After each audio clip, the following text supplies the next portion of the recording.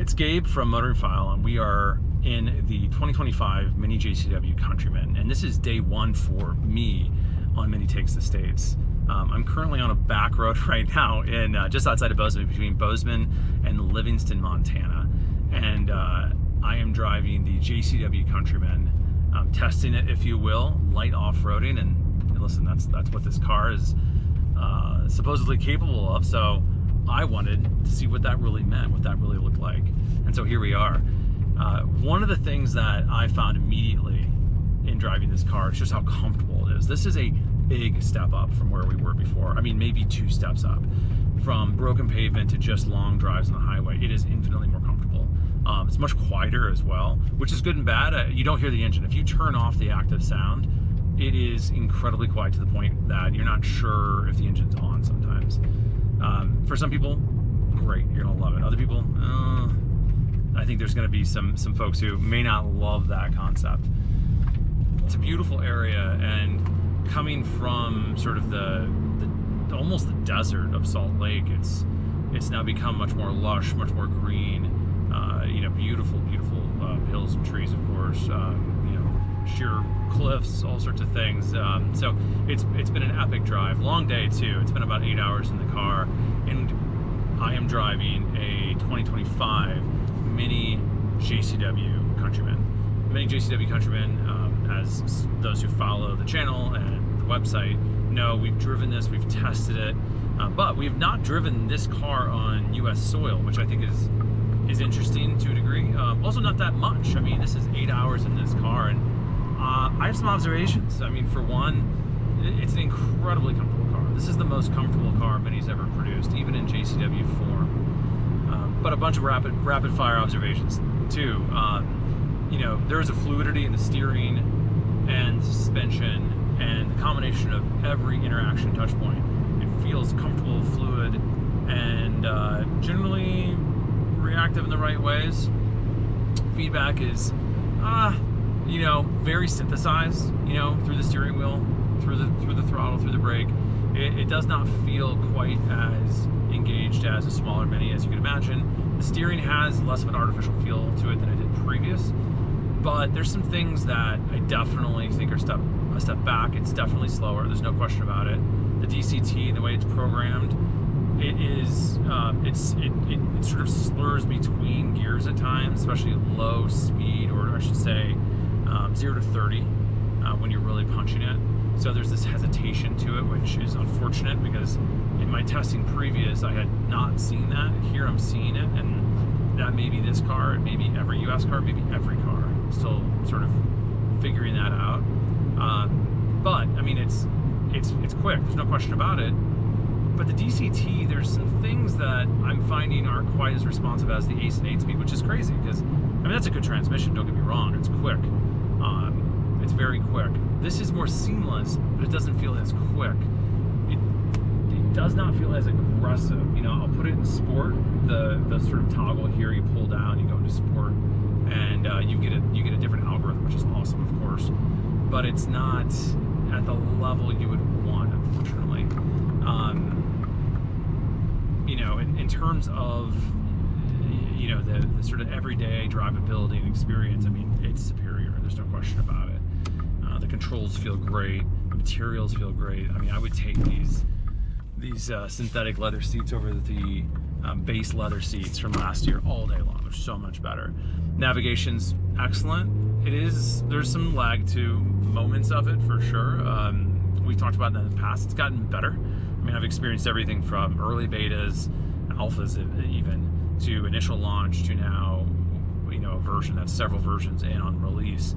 And it's good, don't get me wrong, but there's some hesitation there between apps at times. Something I'm gonna press MINI on a little bit to understand what the expectation is in terms of updates to the software. But all that said, once you learn the system, which isn't terribly difficult, it is really, really nice. It's very powerful. The heads-up display, which doesn't get talked you know, about much, it's standard in the United States. It's really improved over what we saw in the past. Really, really nice change. And as I mentioned earlier, you know, it is comfortable. The seats are comfortable. You know, this is a more comfortable car. It's a little bit bigger. The trunk is definitely bigger. There's no way around it. Since I'm shifting here into second, I'll kind of reiterate once again. I mean, the transmission is not quite where you'd want it in terms of responsiveness, but it's not bad by any means. But it's not exactly what you would want, I would say, in terms of a JCW product. And I think that's something they need to work on. There's no question about it. I think you've taken away the manual, and this car hasn't had a manual in 5 years now at least. And so my expectation is, well, let's make sure that DCT is excellent. Let's make sure the shift paddles are crisp and actually feel great. You know, to be honest with you, they feel cheaper than before. The way they push in and the sort of the responsiveness, it feels very cheap, and it's not where it needs to be. I think when you consider this is the pinnacle of the range in terms of cost. There's aftermarket solutions available, and I would advocate for that all day long. But it's the stock units here are adequate. I'll say that. What's above adequate? Again, when I kind of come back to the sort of interior appointments, the quality here is great. I mean, we've heard a lot of complaints around the ditching of leather, the sort of the fabric or textile material inside. In practice, like actually experiencing it, I think it's a big step up. Aesthetically, I think it looks great. I think it's a huge miss for Mini not to have more options in the interior and exterior. But again, I think this is early days, and I'm sure that there will be more coming online. The 313 horsepower definitely feels like it's available all the time. If the DCT is sort of engaging correctly. So it's by no means a slow car, but there's just a hair difference between where it was and where it is now, and that's a bummer for sure. You would love to see a bit more speed and just a bit more acceleration specifically. So the JCW is, of course, as I mentioned, the pinnacle, but it's also intended to kind of fill this space of everyday livability. And so what does that mean to people who buy this car for 50 grand? It's a family car, and in that respect, it is definitely a step or two above where we were before. There's more space in the back, there's more space up front, even elbow room. The big increase though is in the trunk, and that is just with luggage in the back. It is really welcome when you consider what this car is. This isn't a sports car, it's a small crossover, and you do need a little bit of space back there, and this definitely provides for that more than we've seen in the past. So that is, in a nutshell, what I've experienced thus far, 8 hours in. It's a comfortable car filled with tech, which I should mention briefly is excellent. The new adaptive cruise is excellent.